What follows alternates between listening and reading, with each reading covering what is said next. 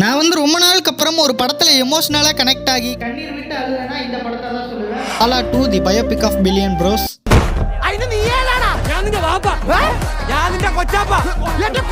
இந்த படத்தோட பட்ஜெட் எவ்வளோன்னு பார்த்தீங்கன்னா வெறும் 10 கோடியில் எடுத்திருக்காங்க. ஆனால் இந்த படம் கலெக்ட் பண்ணது 235 கோடி. ஸோ இதுலேயே உங்களுக்கு புரிஞ்சிடும் இந்த படம் எவ்வளோ ஒர்த்தான படம் அப்படின்னு.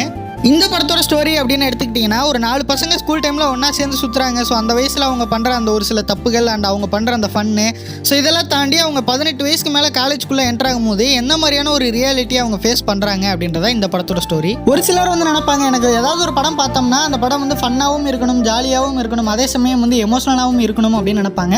அவங்க வந்து கண்டிப்பாக இந்த படத்தை பார்க்கணும். ஏன்னா இந்த படத்தில் வந்து எமோஷனலாக ரொம்ப சூப்பராக எழுதியிருக்காங்க. ஓவராலாக பார்க்கும்போது இந்த வாலா 2 ஒரு அழகான ஒரு ஃபீல் குட்டான படம் அப்படின்னு சொல்லலாம். இந்த படம் வந்து ஜியோ ஹாட்ஸ்டாரில் தமிழ் டப்லையும் அவைலபிளாக இருக்குது. வாலா 2 அப்படின்னு சொல்லணும்னா அப்போ வாலா 1 பார்க்கணுமா அப்படின்னு நீங்கள் யோசிச்சிங்கன்னா அதெல்லாம் ஒன்றும் தேவையில்லை. அது வேறு படம், இது வேறு படம். ஸோ அவ்வளோதான்.